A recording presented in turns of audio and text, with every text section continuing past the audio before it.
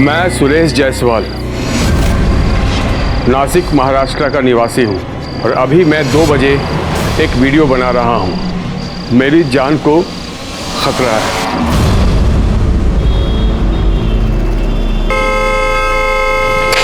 अरे कौन है ये नॉन स्टॉप हॉर्न बजा रहा है? जी कौन है? कौन?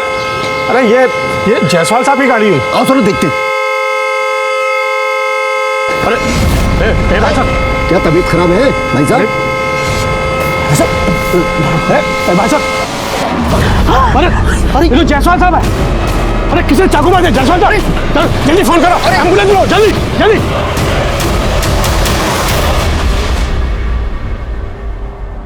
सावधानी हटी और दुर्घटना घटी।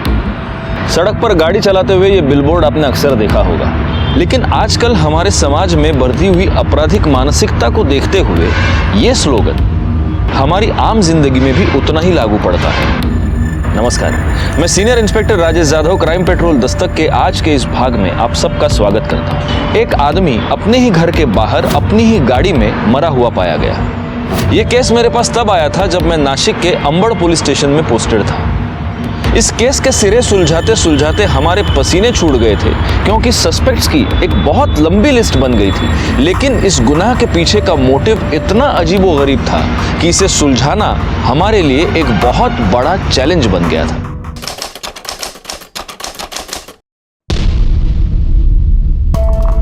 ऋषि सीधा बैठो बेटा, लेस बांध रही हूँ ना मैं। मम्मी लेट हो रहा है, टिफिन दो ना। हाँ आई बाबा, फटाफट फटाफट। ये लो ऋषि, ये बैग दी बाबा। नमस्ते माँ जी। मासी मासी। अच्छा जी, मासी आ गई तो मासी मासी कर रहे हो। इतने दिन किसी को मेरी याद भी नहीं आई। मासी मैंने आपको फोन किया था लेकिन आपने उठाया ही नहीं। झूठा, इसने किया ही नहीं था मासी, ये बहुत झूठ बोलता है। आरव, गलत बात, ऐसे झूठ नहीं बोलते। प्रॉमिस करो तुम आज के बाद कभी झूठ नहीं बोलोगे। प्रॉमिस। अच्छा देखो, मैं ना खाटू श्याम जी गई थी, वहां के मंदिर से तुम दोनों के लिए ये लॉकेट लेके आई हूँ। निधि जरा मदद करो ना। इसे अपने गले से कभी मत निकालना। ऋषि बेटा ले। अरे कैसी हैं आप? बड़े दिनों बाद हमारी याद है आपको। हाँ, खाटू श्याम जी के मंदिर गई थी। ये लीजिए प्रसाद। खाटू श्याम जी की मंदिर, बड़े वहाँ का प्रसाद बहुत फेमस है, मेरा फेवरेट है। अच्छा बच्चों, चलो स्कूल भी लेट हो रहा है, आगे चलते हैं। चलो बाय बाय। ये लो आ गया स्कूल।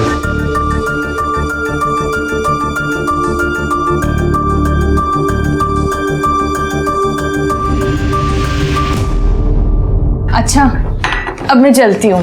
राजीव से भी मिलने जाना है, उसको भी प्रसाद दे आऊं।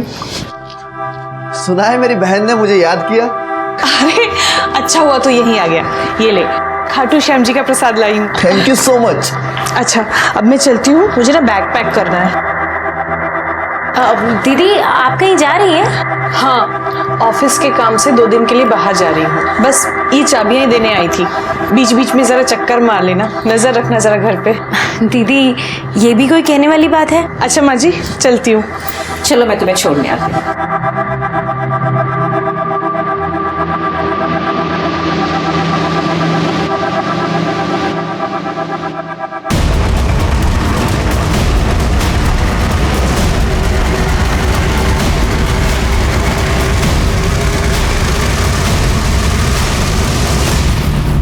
कौन है आप लोग? क्या चाहते हैं आप लोग? अरे कहाँ लेके गए आप लोग? कौन है आप लोग? अरे अरे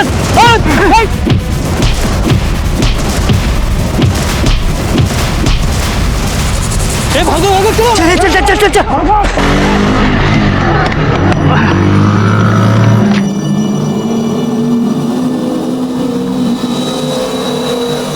बेटा सुरेश, ये चोट कैसे लगी तुझे?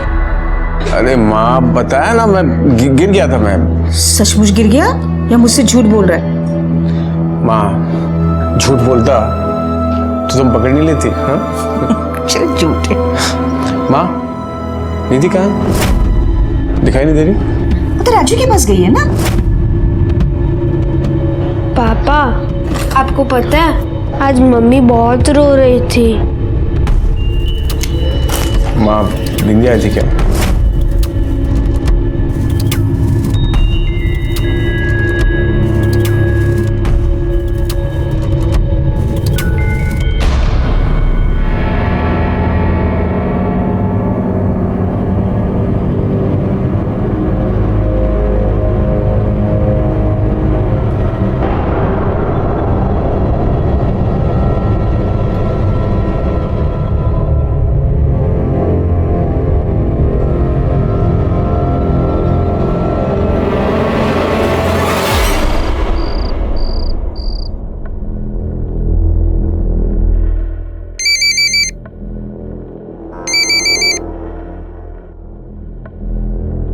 हाँ बोलो।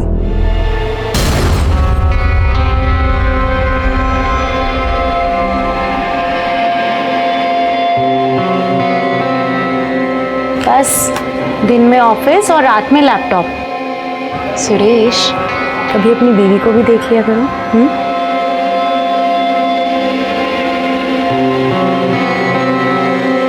क्या हुआ, ऐसे क्यों देख रहे हो? नहीं कुछ नहीं।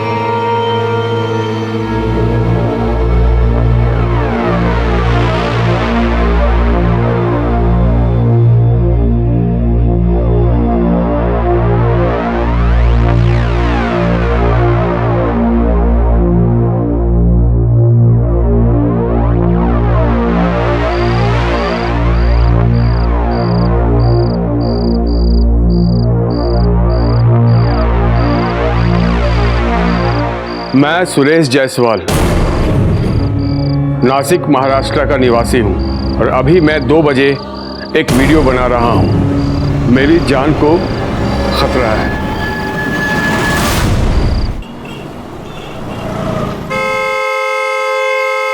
अरे कौन है ये नॉन स्टॉप हॉर्न बजा रहा है? जी कौन है? ए भाई साहब, क्या तबीयत खराब है भाई साहब?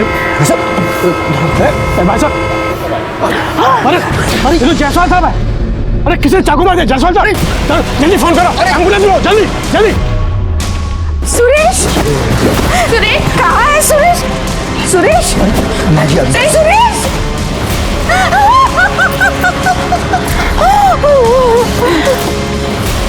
संभालिए संभालिए अपने को। क्या हुआ? संभालिए अपने को। पापा, पापा, पापा, क्या हो गया पापा? क्या हो गया पापा? Hello police station.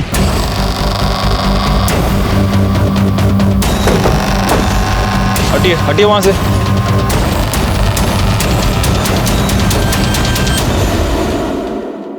चाकू अभी तक पेट में ही है। काफी खून बहा है। एक काम करो, फोरेंसिक वाले को फोन करो। सर, इनको सबसे पहले किसने देखा? अब मैंने देखा था सर। बहुत देर से हॉर्न बजाने की आवाज आ रही थी। नजदीक जाके देखा तो अपना सुरेश भाई थे। इनकी फैमिली? ये सर इनकी फैमिली है सर।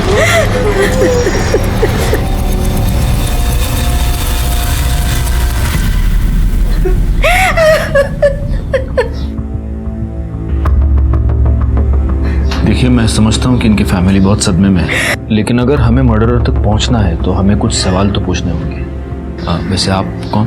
सर मैं सुरेश जायसवाल जी का साला हूँ, नीति का कजिन ब्रदर। सामने वाले घर में रहता हूँ। Oh okay. अच्छा मुझे एक बात बताइए, ये सुरेश जायसवाल एग्जैक्टली क्या काम करते थे? सर उनकी मनी लैंडिंग की फर्म थी। अच्छा, तो इस मनी लैंडिंग के सिलसिले में किसी के साथ कोई झगड़ा, कोई दुश्मनी, ऐसा कुछ? साहब, अगर कोई प्रॉब्लम होती भी तो वो हमें क्यों बताता? बहुत लायक बेटा था। हम लोगों को अगर कोई परेशानी होवे इसके लिए उसने आज तक कभी कुछ भी नहीं बताया हम लोगों को। वैसे ये सुरेश जायसवाल के पास उनका अपना लैपटॉप तो होगा, तो उनका लैपटॉप हमें सीज करना होगा। क्या हो गया भाई को?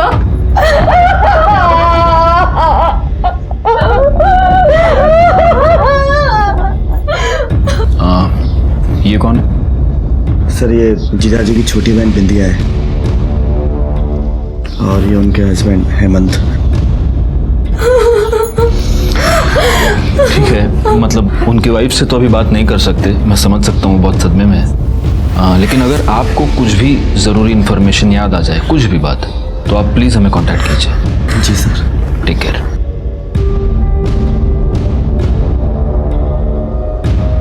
मासी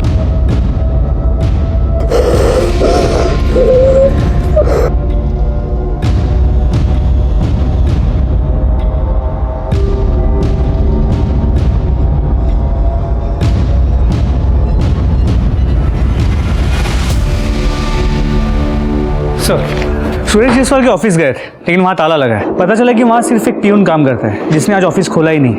उसे पुलिस स्टेशन बुला लिया है पूछताछ के लिए। मुझे लगता है गायकवाड़, इस सुरेश जायसवाल का मर्डर किसी प्रोफेशनल रीजन की वजह से ही हुआ है, मतलब पैसे का लेन देन वगैरह, और ये सब उसके फ़ोन से ही पता चलेगा। सर, उसका फ़ोन अब तक अनलॉक नहीं हो पाया है, शायद थोड़ा वक्त लगेगा। तब तक एक काम करो, उसकी मोबाइल लोकेशन और कॉल डिटेल्स निकालो। सर, सुरेश जायसवाल की पीएम रिपोर्ट और forensic report.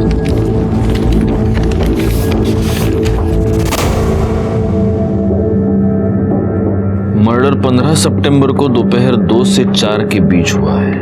Cause of death excessive blood loss, जो कि चाकू के वार की वजह से हो सकता है। सर, फॉरेंसिक रिपोर्ट के मुताबिक उसके कार में सिर्फ सुरेश के ही फिंगरप्रिंट्स मिले, लेकिन उसके पेट पे जो चाकू था उस पर सुरेश के अलावा एक 8 से 10 साल के बच्चे के फिंगरप्रिंट्स हैं। क्या? बच्चा? कहीं सुरेश का बेटा आरव तो नहीं? आरव? इतना छोटा बच्चा मर्डर क्यों करेगा? गायकवाड़, मैंने अपने करियर में से बहुत सारे केसेस देखे जहां पर बच्चों ने मर्डर किया है, इसलिए बहुत हैरानी की बात नहीं है। लेकिन सर, फिर भी आपको ऐसा क्यों लगता है कि आरव मर्डर करे, वो भी अपने बाप का? मैंने एक बात नोटिस की थी, इस आरव के आंखों में दुख नहीं, गुस्सा था। हो सकता है उसने अपने बाप का मर्डर किया, हो सकता है ना भी किया हो, लेकिन कुछ तो गड़बड़ है जिसकी वजह से वो बच्चा उस दिन बहुत ही एबनॉर्मली बिहेव कर रहा था। आपको बच्चों से क्या बात करनी है? सर, वो ऑलरेडी सदमे में है और आप है कि बच्चों से। एक मिनट, हमें सिर्फ उनसे बात करनी है, और वो भी हम आप लोगों के प्रेजेंस में ही करेंगे। प्लीज बुलाइए।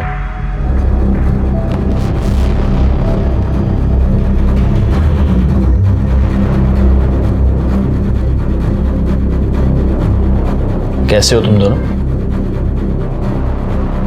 देखो, डरना बिल्कुल नहीं है। कल एग्जैक्टली क्या हुआ था, तुम दोनों ने क्या देखा? पापा हमें स्कूल में रहने नहीं आए थे। हमने सोचा कि हम खुद चलकर घर चले जाते हैं। फिर वहाँ जाके देखा तो। संभालिए, संभालिए अपने। देखो पापा, क्या हो गया पापा? आरव, तुम्हारे स्कूल में तुम्हें ये सिखाया नहीं कि झूठ बोलना बुरी बात है? तुम तो अच्छा झूठ बोल लेते हो। एक मिनट, आप कहना क्या चाहते हैं? मेरा बच्चा आपसे झूठ बोल रहा है? सर प्लीज, आपने कहा था कि आप सिर्फ बच्चों से बात करना चाहते हैं, लेकिन आप तो इन्हें डरा रहे हैं। ये कोई तरीका होता है इतने छोटे से बच्चे से बात करने का? तो मेरा बेटा चला गया और ऊपर से आप। एक मिनट गायकवाड़, ये फॉरेंसिक की रिपोर्ट है। इस रिपोर्ट के मुताबिक आपके बेटे का खून जिस चाकू से हुआ, उस चाकू के हैंडल पर 8 से 10 साल के किसी बच्चे के फिंगरप्रिंट्स मिले। जी, हमें ऋषि और आरव के फिंगरप्रिंट्स लेने होंगे, और अगर इनमें से किसी के भी फिंगरप्रिंट्स उन फिंगरप्रिंट्स से मैच होते हैं तो हमें उस बच्चे को कस्टडी में लेना होगा।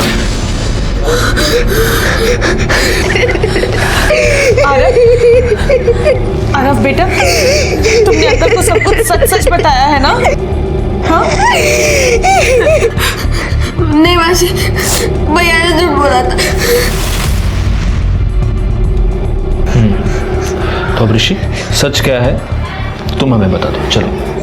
जब हम स्कूल से आ रहे थे तब पापा की गाड़ी बाहर ही खड़ी थी, वहाँ कोई नहीं था, तो हम उधर देखने गए कि क्या हुआ। पापा, पापा ये क्या हुआ आपको? पापा ये आपको। पापा, पापा, पापा, चाकू लगा, रुक निकल तू। पापा,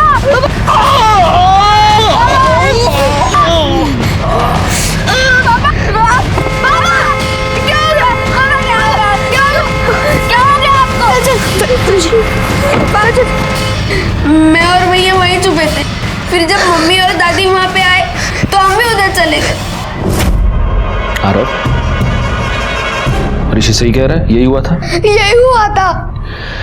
फिर भी हमें इनके फिंगरप्रिंट्स तो लेने ही होंगे। उसके लिए आपको इनको लेकर पुलिस स्टेशन आना होगा। बेटा ऐसे हाथ रखो। गुड। अब वो हाथ। गुड।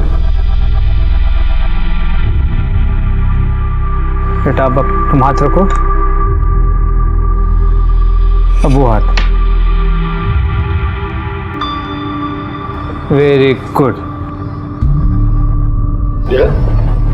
हो गया फट से। चलो अब ये बताओ कि क्या खाओगे? चॉकलेट खाओगे, वड़ा पाव खाओगे, क्या खाओगे? मैं वड़ा पाव नहीं खाता। हाँ, जब मम्मी घर पे बनाती है तब भी ये नहीं खाता। मैं तो 2 खाता हूँ। Very good. मेरी मम्मी बहुत अच्छी है। वो बहुत टेस्टी वड़ा पाव बनाती है। वो अच्छी नहीं है, वो बहुत गंदी है। क्यों? ऐसा क्या किया है मम्मी ने? वो गंदे काम करती है। मतलब?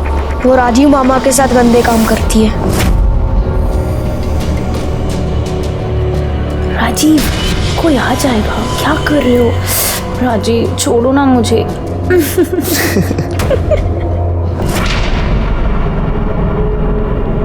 लेकिन बेटा, तुमने तो सिर्फ आवाज सुनी थी, तुमने अपने राजीव मामा को देखा थोड़ी था। वो राजीव मामा ही थे। उनकी वजह से मम्मी और पापा के बीच में झगड़ा होता था। मतलब तुम्हारे पापा को ये सब पता था? पापा के डेथ से 2 दिन पहले राजीव मामा के वजह से ही मम्मी और पापा में बहुत बड़ा झगड़ा हुआ था। झूठ बोलती है, झूठ बोलती है, झूठ बोलती है। धोखा दे दी मुझे, धोखा दे दी तू। छोड़ो मेरी माँ को।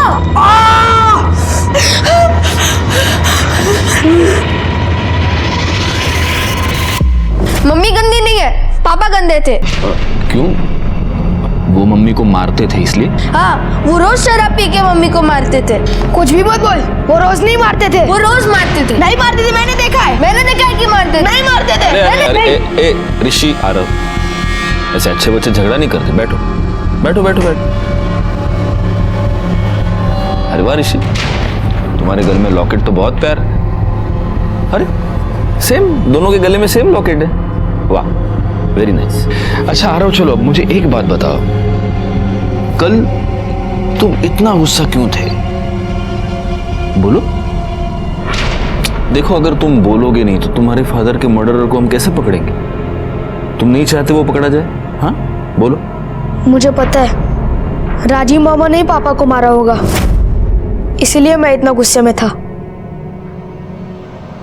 तुम्हें कैसे पता है? राजीव मामा हमारे घर के सामने वाले घर में ही रहते हैं। मम्मी उनके घर रोज जाती है। इस बात से पापा को गुस्सा आता था, इसलिए वो झगड़ा करते थे।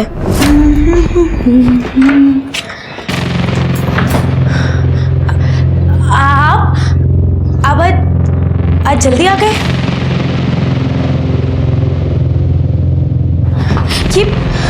ये चोट कैसे लगी आपको? बोलिए ना, कुछ बोल क्यों नहीं रहे? मैंने सुना तू रो रही थी आज। हाँ? दिमाग खराब था तेरा ना, और अब गाने गुनगुना के आ रही है। क्यों?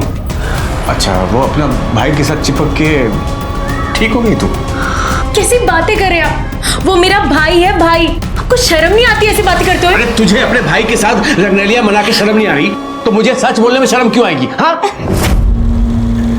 आरव अपनी माँ से नफरत करता है और ऋषि अपने बाप से, और इन दोनों बच्चों ने जो भी बताया उससे ये राजीव तो इस केस में प्राइम सस्पेक्ट बनता है गायकवाड़। सर, इन बच्चों का बचपना हो सकता है, उनकी बातों पे हम विश्वास कर सकते हैं क्या? हो सकता है बच्चे सच कह रहे हैं। अगर सच कह रहे हैं तो उसका कुछ ना कुछ क्लू तो हमें मिलेगा ही। अच्छा एक बात बताओ, तुमने सुरेश जायसवाल का लैपटॉप चेक किया? जी सर, लेकिन उनमें ऐसे कुछ फोटोज नहीं मिले। हो सकता है उसने फोटोज डिलीट कर दिए हो। गायकवाड़, सबसे पहले एक काम करो, निधि और राजीव दोनों के कॉल रिकॉर्ड्स और मोबाइल लोकेशन निकालो। सर, सुरेश के घर के पास से हमें 2 सीसीटीवी फुटेज मिले, जिनमें से एक 1.5 किलोमीटर के अंतर पर है और दूसरा 500 मीटर। ओके सर, ये वो 1.5 किलोमीटर दूर वाला सीसीटीवी फुटेज है। एंगल की वजह से कुछ क्लियर नजर नहीं आ रहा। दूसरा देखो, दूसरा देखो। सर इसमें तो क्लियर नजर आ रहा है, उसके पेट में चाकू है और फिर भी गाड़ी चलाते हुए जा रहा है। एक बात बताओ गायकवाड़, ये बच्चों का स्कूल इसके घर से कितनी दूरी पर है? सर 700 मीटर, शायद इन दोनों कैमरास के बीच। तो ये हो सकता है कि सुरेश जायसवाल ने इन दोनों बच्चों को स्कूल से पिकअप किया, इन बच्चों ने ही सुरेश को चाकू मारा और फिर बच्चे भाग गए। या फिर ये भी हो सकता है कि स्कूल के आसपास किसी ने सुरेश पर अटैक कर दिया हो। लेकिन सर सुरेश के मोबाइल रिकॉर्ड्स के मुताबिक उसे आखिरी कॉल गोखले चौक के एक पीसीओ से किया गया। उसके मोबाइल लोकेशन के मुताबिक वो वहाँ गया भी था और वहाँ से वो घर लौटा जहाँ वो अपनी गाड़ी में मरा हुआ मिला। तो ये हो सकता है कि इस पीसीओ के आसपास ही किसी ने उस पर अटैक कर दिया हो। एक काम करो, उस पीसीओ वाले से पता करो, देखो उसको उस बंदे का चेहरा याद है क्या जिसने सुरेश जायसवाल को कॉल किया था। हो सकता है उसे कुछ याद हो। सर सुरेश जायसवाल का प्यून प्रकाश आया, भेजो उसे। नहीं साहब, ऑफिस में कुछ नहीं है साहब। ऐसे कैसे कुछ नहीं है? अरे कुछ तो होगा ना, क्या सिर्फ टेबल कुर्सी है ऑफिस में? किसी क्लाइंट की फाइल, हिसाब किताब कुछ तो होगा। साहब मेरी बात का यकीन कीजिए साहब, वहाँ कुछ नहीं है। फाइल तो क्या, किसी के नाम का एक कागज तक नहीं है सर। अगर आपको विश्वास हो तो आप चलकर खुद देख लीजिए। मैंने कहा था ना गायकवाड़, मनी लेंडर आदमी है, पीछे कोई भी सबूत नहीं छोड़ेगा। अच्छा एक बात बताओ, तुम्हारे साहब का किसी से कोई झगड़ा था? मतलब तुमने कुछ देखा हो ऑफिस के अंदर, ऑफिस के बाहर, कहीं भी कुछ भी? साहब बाहर का तो कुछ पता नहीं है, लेकिन कुछ दिन पहले उनकी बहन और जीजा आए थे सर। हिस्से के नाम पे मुझे मिला ही क्या है? हाँ, हिस्से के बाद भी बहुत कुछ दिया है मैंने तुम्हें। क्यों नहीं दिया मैंने, बताइए। इनसे क्या बात कर रहे हो? मुझसे बात करो, मुझसे। क्या प्रकाश, पानी दिया ना? जाओ। चुप क्यों जीजा जी, बताइए। ठीक है मैं बता देता हूं। वो मैंने पिछले 2 साल में सुरेश से 2 करोड़ रुपए उधार लिए हैं। हाँ तो अपने जीजू को थोड़ा सा क्या दे दिया तो इतना सुना रहे हो, और अपने साले को इतना बड़ा घर दे दिया, उसका क्या? वो घर मैंने नहीं, पापा ने दिया था उसे, और पापा के डिसीजन के अगेंस्ट में जा नहीं सकता, समझी तुम? पापा का बहाना मत बनाओ, साफ साफ बोलो कि तुम जोरू के गुलाम हो और अपने साले से वो घर वापस नहीं ले सकते। थोड़ा सोच समझ के बोलो तुम क्या बोल रही हो। एक काम कीजिए, आप लोग यहाँ से जाइए, जाइए। जितना कर सकता था कर चुका हूं मैं, अब मैं तुम लोगों के लिए कुछ नहीं कर सकता। खड़ी क्यों, जाइए। सर गुस्से में बोली गई बात का मतलब ये नहीं होता कि मैं अपने सगे भाई को मार दूं, और मैं वहां पे अपने हक मांगने के लिए गई थी। और जब तुम्हें तुम्हारा हक नहीं मिला तब तुमने अपने भाई को मार दिया। सर मैं क्यों मारूंगी उसे? 15 सितंबर को दोपहर 2 से 4 के बीच तुम कहाँ थी? घर पर। और तुम? मैं बाहर गया हुआ था सर। कहाँ? सर मैं अपने दोस्त रमेश पाटिल से मिलने गया था सर। फोन लगा उसको। सर उसका फोन चल नहीं रहा है। एड्रेस दो। सर नासिक में है ही नहीं, वो राजस्थान गया सर किसी काम से। राजस्थान गया तो अपना घर उठाकर साथ ले गया क्या? घर का एड्रेस दो। रानी एड्रेस ज्ञान झगड़ना।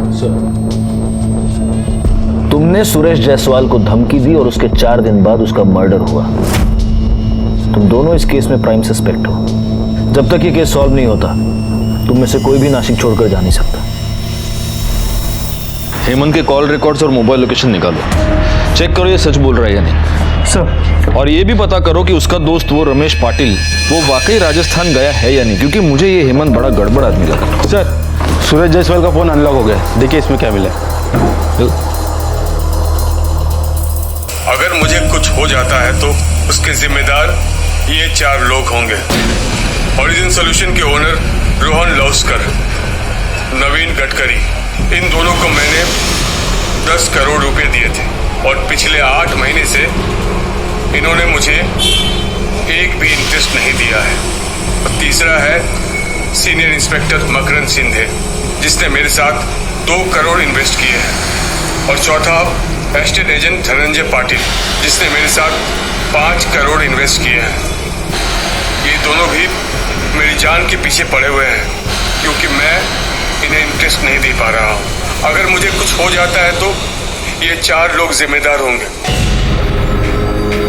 अब तक मुझे ऐसा लग रहा था कि सुरेश जायसवाल का मर्डर घर के किसी आदमी ने किया है, लेकिन अब इस वीडियो से साफ है कि बाहर वाला भी कोई हो सकता है। एक काम करो गायकवाड़, इसने जिन लोगों के नाम लिए हैं, रोशन, नवीन और धनंजय, इन तीनों से तुम बात करो। तब तक मैं इस सीनियर पीआई मकरंद शिंदे से बात करता हूँ। क्या प्रूफ है आपके पास कि मैंने 2 करोड़ रुपए दिए थे? कोई भी आदमी वीडियो में कुछ भी कह देगा और आप यकीन कर लेंगे? नहीं नहीं, ऐसे कैसे यकीन करेंगे? और प्रूफ तो हमारे पास कुछ है नहीं। लेकिन कैसे है शिंदे साहब, आप भी जानते हैं हमारे डिपार्टमेंट के बहुत सारे लोग पास्ट में भी कुछ गलत सलत करते हुए पकड़े जाते हैं।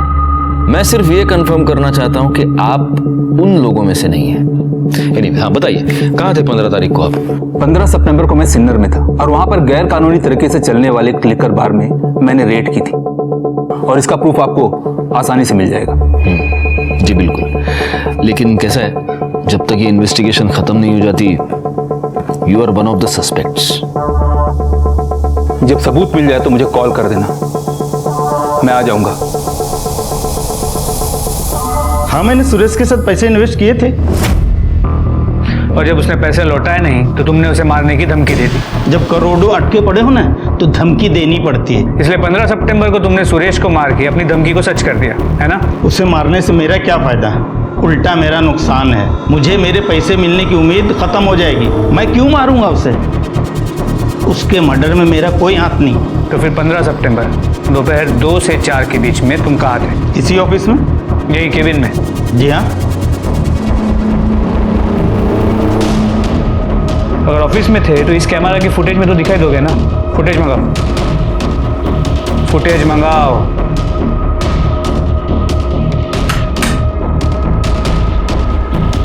जी सर। 15 सितंबर को इस कैमरा की फुटेज लेके आओ। सर सीसीटीवी तो पिछले 1 हफ्ते से बंद पड़ा है, फुटेज कहाँ से आपको?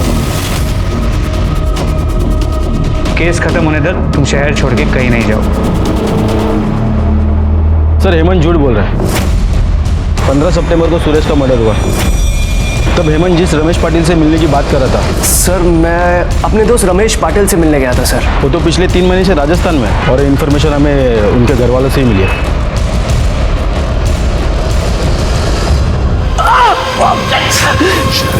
पंद्रह तारीख को कहाँ था तू? बोल, हमसे झूठ क्यों बोला? सुरेश को तू नहीं मारा ना? बोल। सर मैंने किसी का मर्डर नहीं किया है सर। आप लोगों से झूठ इसलिए बोला था, अगर मैं सच बोलूंगा ना मार डालेंगे मुझे वो लोग। तू अगर हमसे झूठ बोलेगा ना तो हम तुझे जिंदगी भर जेल में सड़ाएंगे। वो जो भी लोग हैं उनसे हम तेरे को बचाएंगे, लेकिन हमसे तेरे को कोई नहीं बचा सकता। अब सच बोल, चल। सर उस दिन सारा समय मैं टिप्सी बार में था। सुबह से लेकर रात तक बैठकर दारू पी रहा था? दारू नहीं पी रहा था सर, इलीगल गैम्बलिंग। उसी समय मुझे जुए की बुरी लत लग गई थी सर। सुरेश के 2 करोड़ रुपए वहीं पर आ रहा था सर। सर प्लीज मेरी बीवी को उसके बारे में मत बताइएगा सर, प्लीज सर। रोहन और नवीन सर 2 दिन पहले यूएस गए हुए सर, कॉन्फ्रेंस के लिए। उनके फ़ोन नंबर्स, एड्रेस और सभी डिटेल्स मुझे चाहिए। क्या सुरेश ने आपको कभी ये बताया था कि उसे धमकियां मिल रही थी, उसकी जान को खतरा था? धमकियों के बारे में तो हमें कुछ पता नहीं, मगर हाँ एक दिन वो घर जल्दी वापस आया था और उसे चोट भी आई थी। मैंने उससे पूछा कि ये कैसी चोट है, तो बोला कि मैं गिर गया। आपको भी उन्होंने कुछ नहीं बताया? नहीं, मुझसे भी कुछ नहीं कहा। सुरेश जायसवाल मर्डर केस में हमारे पास बहुत सारे सस्पेक्ट्स थे, लेकिन सबसे बड़ी मुश्किल ये थी कि ना हम इनमें से किसी को भी क्लीन चिट दे सकते थे और ना ही किसी के भी खिलाफ हमारे पास कोई ठोस सबूत था। जिस सस्पेक्ट के खिलाफ हमारे पास एक पक्का सबूत था वो था सुरेश का बेटा आरव, जिसकी उंगलियों के निशान उस चाकू पर मिले थे जिस चाकू से सुरेश जायसवाल का मर्डर किया गया था। लेकिन एक बेटा अपने ही पिता का खून क्यों करेगा, खास तौर पे एक ऐसे पिता का जिसे वो पसंद करता था? इसी उधेड़-बुन में हमने सुरेश जायसवाल के कॉल रिकॉर्ड्स को दोबारा खंगाला। तब हमें यह पता चला कि पिछले कुछ दिनों से सुरेश जायसवाल महेश सावंत नाम के एक प्राइवेट डिटेक्टिव से लगातार टच में था और उसकी वजह चौंका देने वाली थी। सर इन दोनों का अफेयर चल रहा है। ये फोटोग्राफ्स आपने सुरेश जायसवाल को कब भेजी? सर मैंने 13 सितंबर को ईमेल की थी। 13 सितंबर मतलब उसके मरने से 2 दिन पहले? जी, एक्चुअली 15 सितंबर को हम फिर से मिलने वाले थे। मैं उन्हें कुछ और प्रूफ हैंड ओवर करने वाला था, मगर उससे पहले ही उनका मर्डर हो गया। कुछ और प्रूफ मतलब?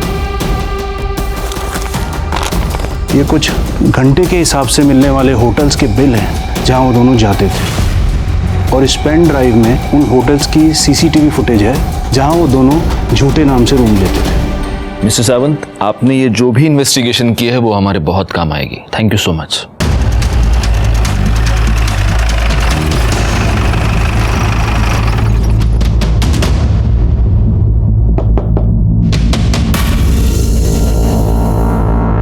सर ये घर मुझे जीजा जी के पापा ने रहने के लिए दिया है ताकि मैं उन लोगों के आसपास रह सकूं और उनका ख्याल रख सकूं। कितने साल से हो यहाँ पर? सर निधि की शादी को 10 साल हो गए।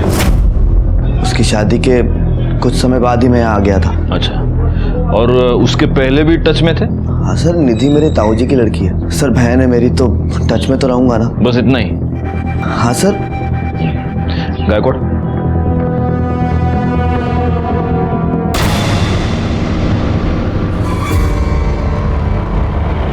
तुम लोगों में भाई बहन एक दूसरे से ऐसे टच में रहते हैं? हाँ? नहीं सर। देख, सब सच सच बता दे, वरना क्या है, जो हमारा गायकवाड़ है ना, उसके हाथ में बहुत खुजली होती है, और वो सारी खुजली उतारने के लिए तेरे को धोना पड़ेगा तेरे ही घर में। बोल। सर वो मैं और निधि ना बचपन से एक दूसरे से प्यार करते थे।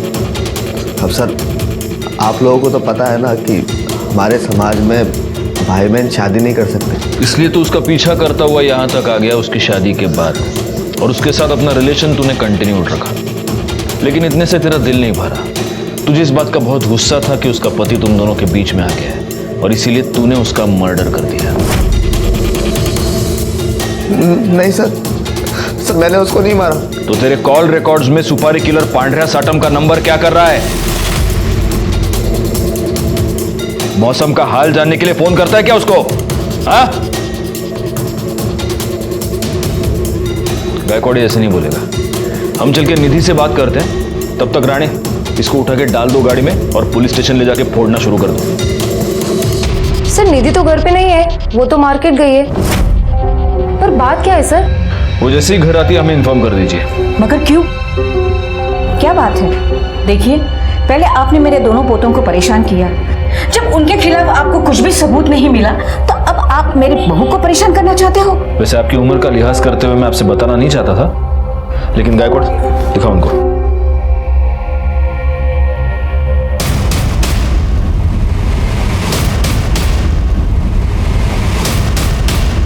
बच्चों जल्दी से अंदर चले जाओ। वैसे कोई जरूरत नहीं है, ये बात सबसे पहले मैं उन्हीं से पता चली है।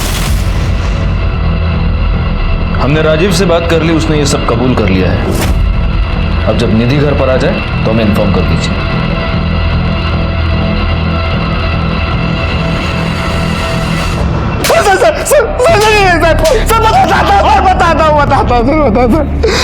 मैंने सुरेश को मारने के लिए गुंडे भेजे थे सर। अरे कहाँ लेके गए लोग? सर मैंने और निधि ने पूरी प्लानिंग कर रखी थी, कैसा क्या करें कि लोगों को हम पर शक ना हो और हम उसे अपने रास्ते से हटा दें। उस दिन चोट मुझे गिर कर नहीं लगी थी, बल्कि कुछ लोगों ने मुझ पर हमला किया था। क्या? आपने पहले क्यों नहीं बताया? सुरेश, मुझे ऐसा लगता है कि अगर आप बुरा ना माने तो एक बात कहूँ, आपको ना उन लोगों की एक लिस्ट बनाकर वीडियो रिकॉर्ड कर लेना चाहिए। देखिए, भगवान ना करे अगर कल को कुछ उल्टा सीधा हो गया तो हम उनके अगेंस्ट कुछ कर तो पाएंगे ना। तो वो वीडियो बनाने का आइडिया तुमने सुरेश को दिया था ताकि ब्लेम उन 4 लोगों पर आए, और वो वीडियो बनते ही दूसरे ही दिन तुमने सुरेश का मर्डर कर दिया। नहीं सर, मैंने सुरेश को नहीं मारा सर। गायकवाड़, इसको तब तक ठोकते रहो जब तक ये सच न बोले। नहीं सर। पांडा का पता चल गया, उठा लो उसको।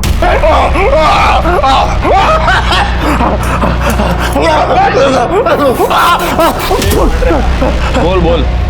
राणे रुकेगा नहीं हमारा, उसका खुद का खेत है मिर्ची का, उधर का ही मिर्ची है सब। सब बता दो। सब।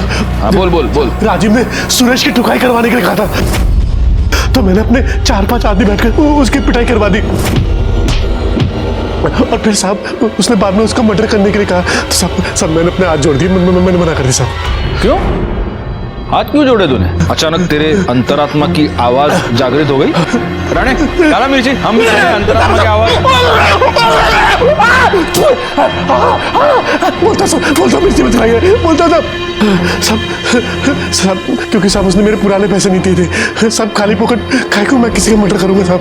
हाँ, ये थोड़ा लॉजिकल लग रहा है। खैर, सूरज को तूने मारा या नहीं ये तो हम पता लगा के रहेंगे, लेकिन उस पर असॉल्ट करने के जुर्म में तो तू यहीं रहेगा और राणे के हाथ से मिर्ची खाता रहेगा। ठीक है सर। बिंदिया का फोन था, निधि घर पे वापस आ गई। 2 लेडी कांस्टेबल्स को लेके जाओ और निधि को यहाँ ले आओ।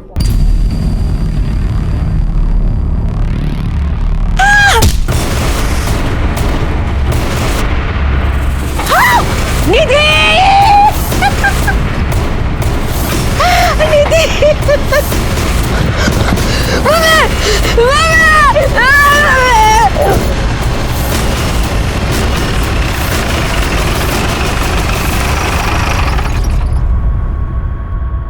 हटिए।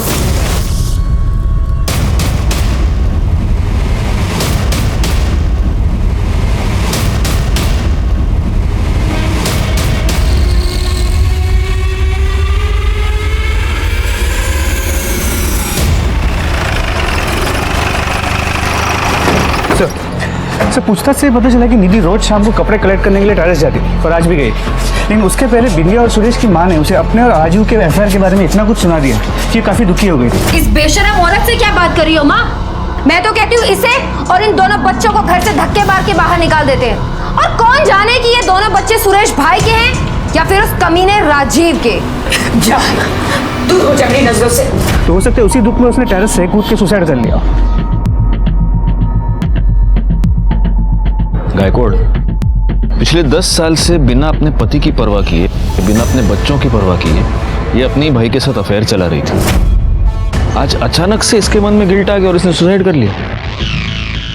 राणे, जरा पूरे घर की तलाशी लो, अगर कुछ भी सस्पिशियस मिलता है तो जब्त कर लो। मैडम, आप जरा बॉडी चेक कीजिए।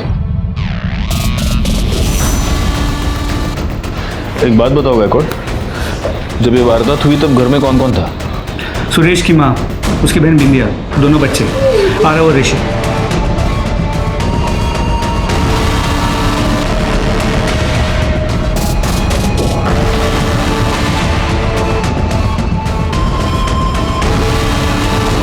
ऊपर जाने का ये एक ही रास्ता है? नहीं सर, सिर्फ अंदर से।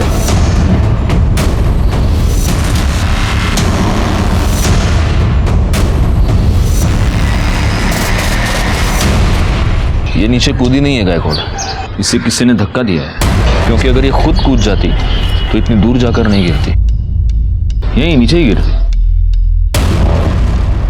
लेकिन निधि को धक्का किसने दिया होगा?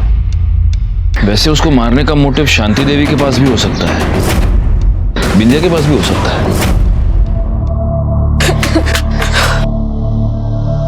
मासी, मासी।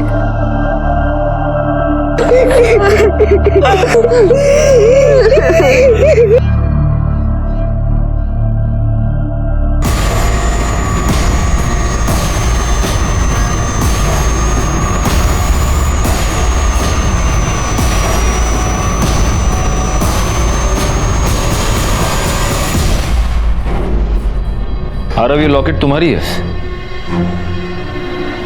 मेरा लॉकेट? हाँ, ये लॉकेट तुम्हारा है और ये लॉकेट मुझे छत पर पड़ा हुआ मिला। ये लॉकेट वहां कैसे पहुंचे?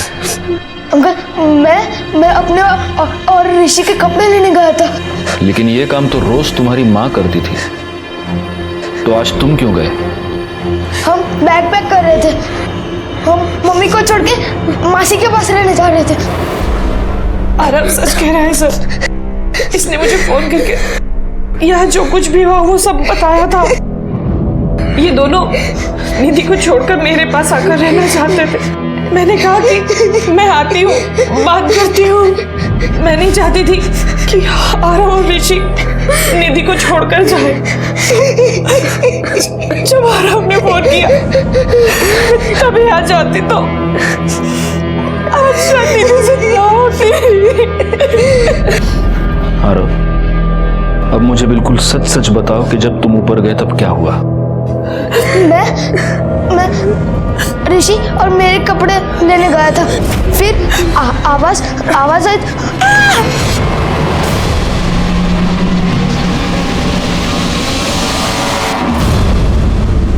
मैं इस बार झूठ नहीं बोल रहा। चुप हो जा बेटी।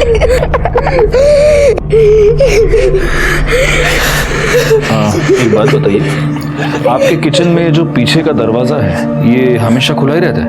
नहीं, बंद ही रहता है। तो फिर आज ये दरवाजा खुला क्यों है? किसने खोला? सर पता नहीं। फॉरेंसिक रिपोर्ट के मुताबिक भी निधि की बॉडी जिस पोजीशन में पड़ी हुई पाई गई थी वो पोजीशन कूदने की वजह से ना होकर किसी ने धक्का मारकर गिराने की वजह से ही हुई थी।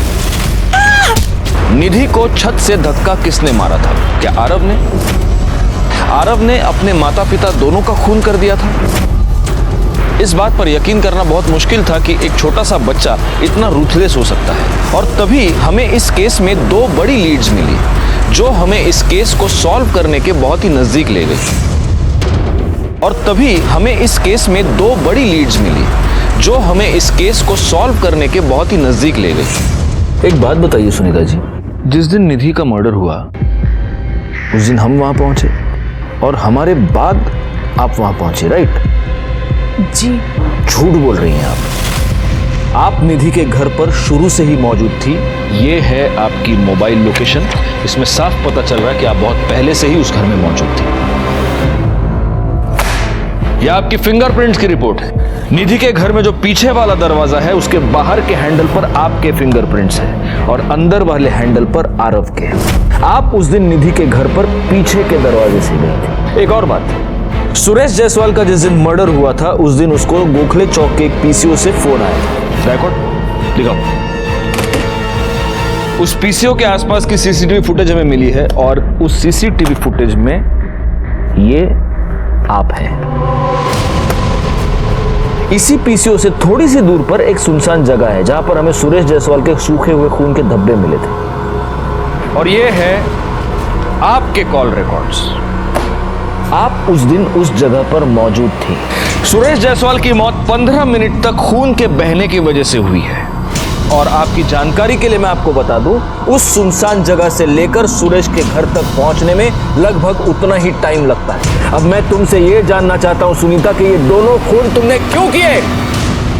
मैंने आरव और ऋषि को आने के लिए ये सब किया, उनकी ममता में किया।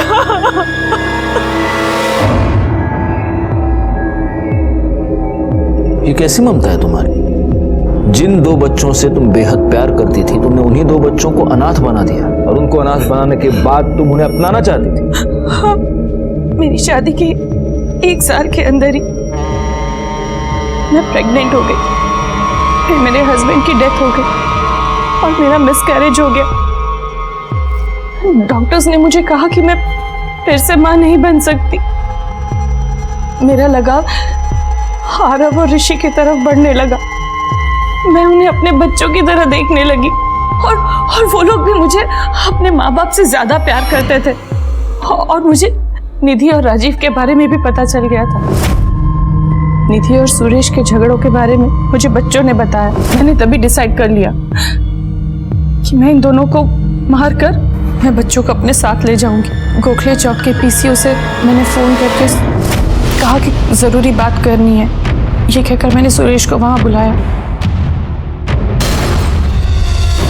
मुझे डर था कि अगर सुरेश बच गया तो वो सबको मेरे बारे में बता देगा, लेकिन वो मर गया। अब निधि की बारी थी। मुझे पता था कि निधि रोज शाम को छत पर कपड़े लेने जाती थी, लेकिन मैं सबकी नजरों से बचकर वहां जाना चाहती थी। मैंने आरव से झूठ बोला कि मैं उसकी मम्मी से बात करने आ रही हूँ, पीछे का दरवाजा खुला रखे। फिर मैं उस दरवाजे से चुपचाप छत पर चली गई और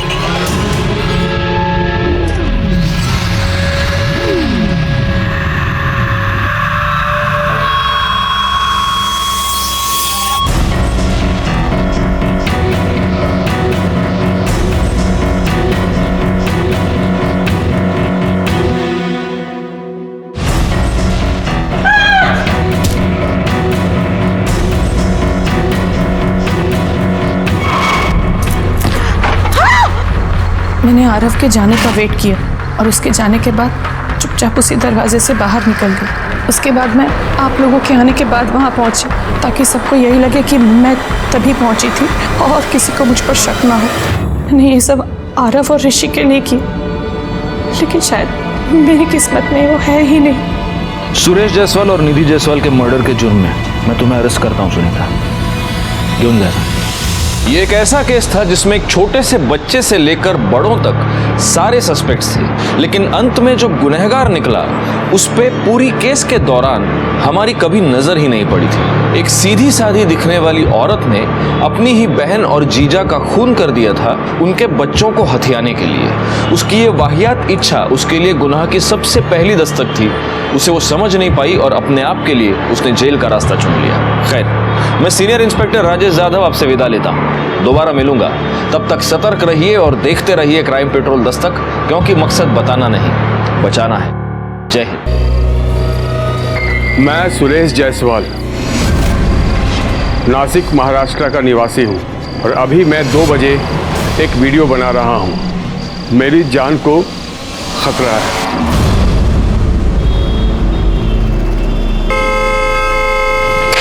अरे कौन है ये नॉन स्टॉप हॉर्न बजा रहा है? जी कौन है? कौन? अरे ये जायसवाल साहब की गाड़ी है। आओ चलो देखते। अरे ए भाई साहब, क्या तबीयत खराब है भाई साहब?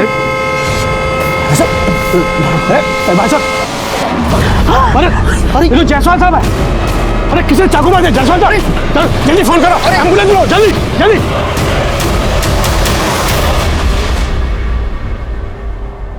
सावधानी हटी और दुर्घटना घटी। सड़क पर गाड़ी चलाते हुए ये बिलबोर्ड आपने अक्सर देखा होगा, लेकिन आजकल हमारे समाज में बढ़ती हुई आपराधिक मानसिकता को देखते हुए ये स्लोगन हमारी आम जिंदगी में भी उतना ही लागू पड़ता है। नमस्कार, मैं senior inspector Rajesh Jadhav crime petrol Dastak के आज के इस भाग में आप सबका स्वागत करता हूँ। एक आदमी अपने ही घर के बाहर अपनी ही गाड़ी में मरा हुआ पाया गया। ये केस मेरे पास तब आया था जब मैं नासिक के अंबड़ पुलिस स्टेशन में पोस्टेड था। इस केस के सिरे सुलझाते सुलझाते हमारे पसीने छूट गए थे, क्योंकि सस्पेक्ट्स की एक बहुत लंबी लिस्ट बन गई थी। लेकिन इस गुनाह के पीछे का मोटिव इतना अजीबोगरीब था कि इसे सुलझाना हमारे लिए एक बहुत बड़ा चैलेंज बन गया था।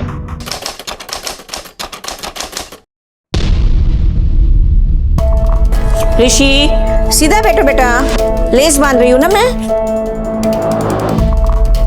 मम्मी लेट हो रहा, टिफिन दो ना।